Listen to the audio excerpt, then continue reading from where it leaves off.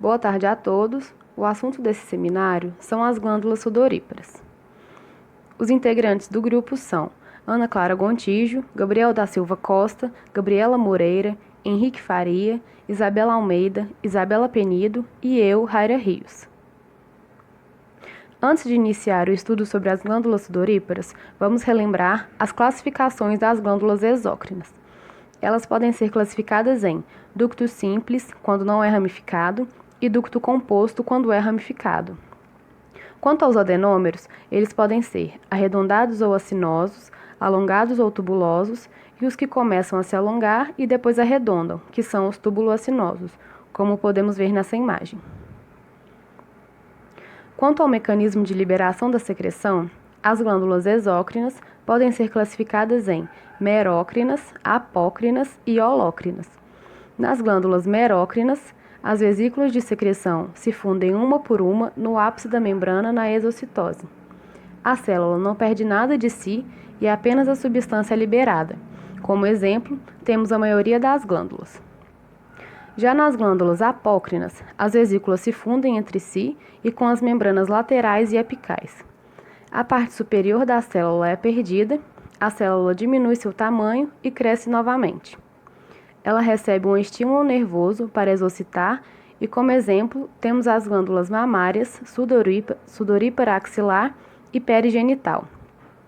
As glândulas holócrinas, que são as sebáceas, não são polarizadas. O núcleo é central e as vesículas de secreção ocupam todo o citosol. Há fusão com as membranas e a célula explode, precisando ser substituída. As glândulas sudoríparas são divididas em duas porções, uma porção secretora e uma porção condutora.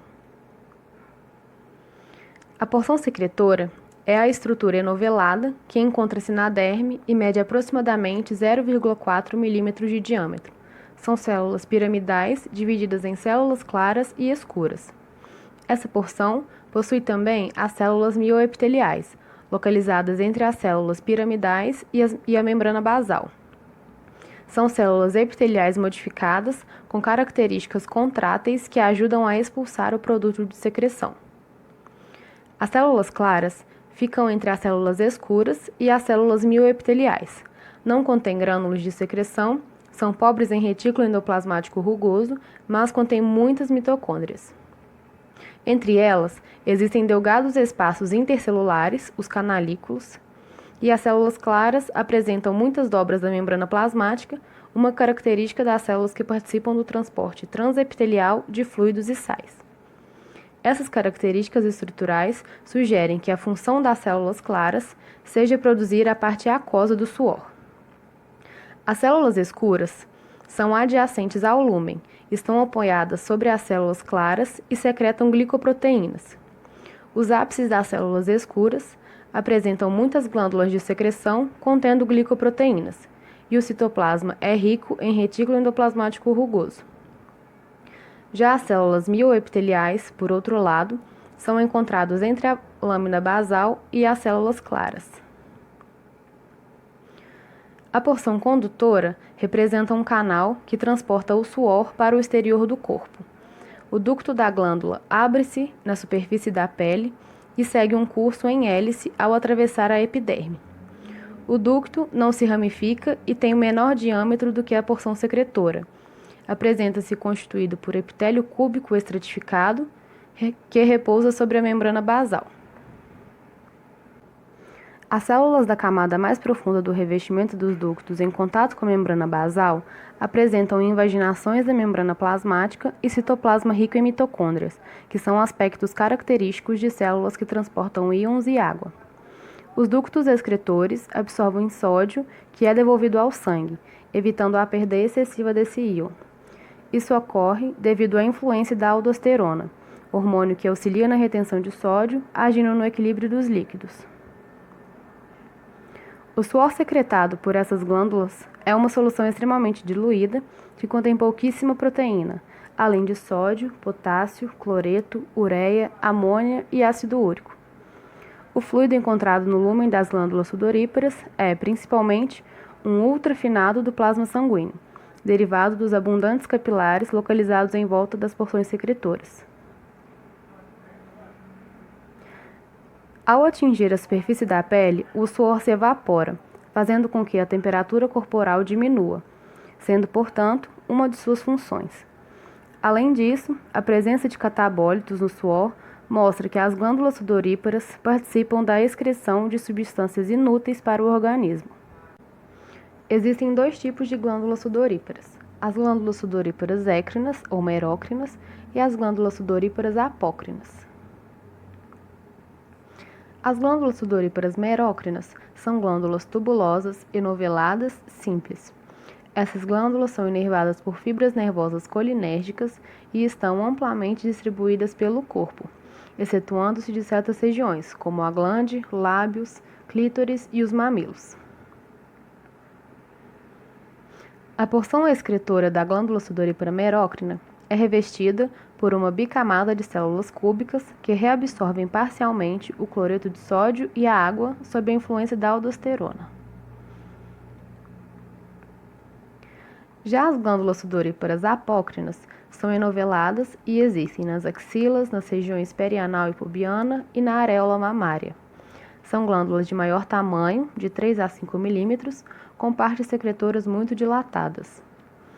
A porção secretora está localizada na derme e na hipoderme.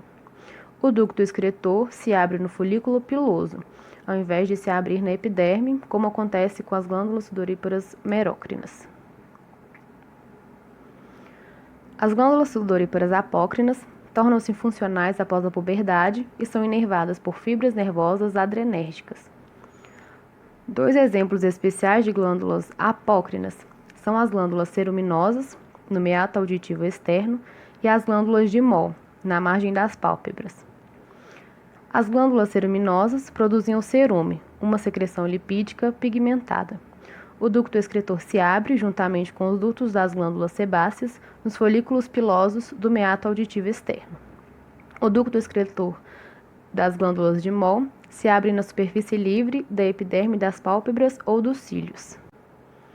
A secreção liberada, o suor, é ligeiramente viscosa e sem cheiro, mas adquire um odor desagradável e característico pela ação das bactérias na pele. Na mulher, as glândulas apócrinas axilares passam por alterações durante o ciclo menstrual. Agora eu vou falar um pouco sobre duas doenças relacionadas com as glândulas sudoríparas. Uma delas é a fibrose cística, que também é conhecida como doença do beijo salgado. A fibrose cística é uma doença genética crônica que afeta principalmente os pulmões, pâncreas e o sistema digestivo. Essa doença atinge cerca de 70 mil pessoas em todo o mundo e é a doença genética grave e mais comum da infância.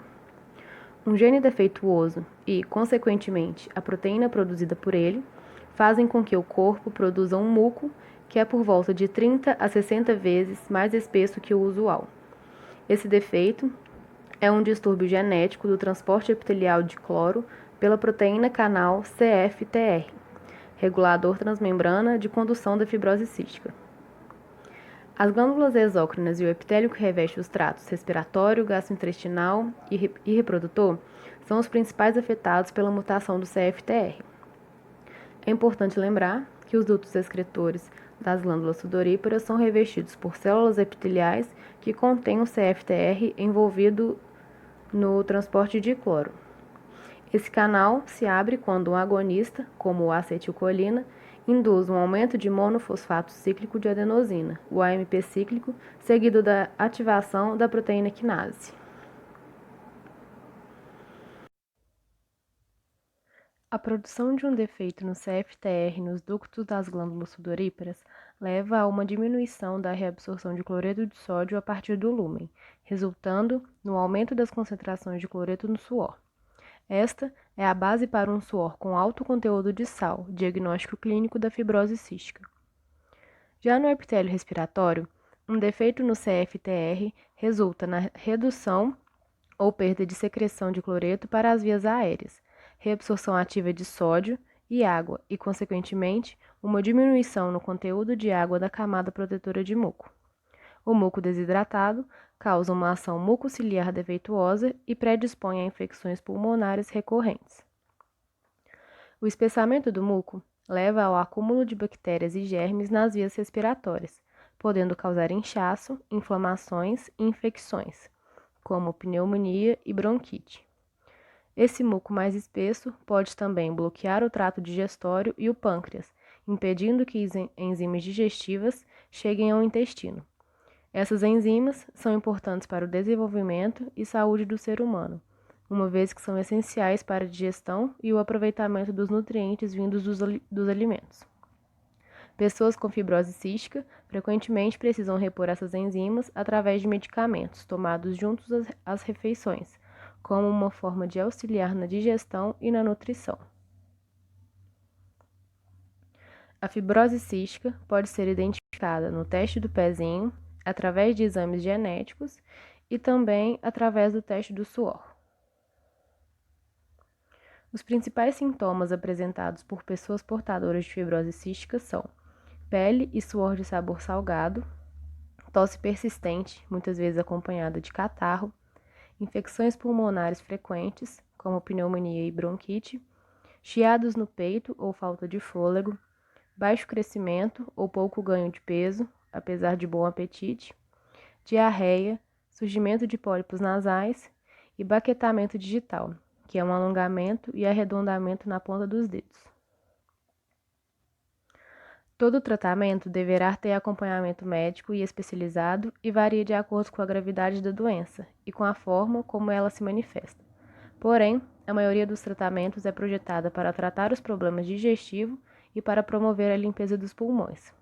Esses tratamentos são compostos por injeção de enzimas digestivas para a alimentação, suporte nutricional, medicamentos broncodilatadores, antibióticos e anti-inflamatórios, fisioterapia respiratória, atividade física e acompanhamento multidisciplinar frequente.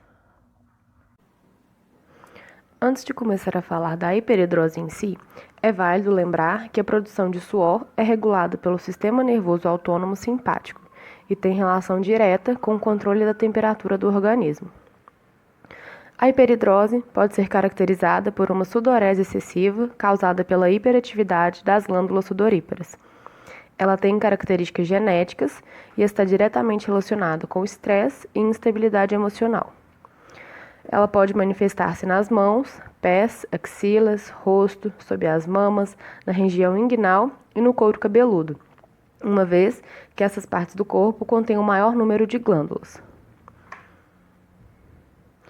A hiperidrose pode ser primária, também chamada de essencial, ou secundária, quando aparece em decorrência de outras doenças, como hipertireoidismo, diabetes, obesidade e alterações hormonais. Seu tratamento costuma ser clínico ou cirúrgico.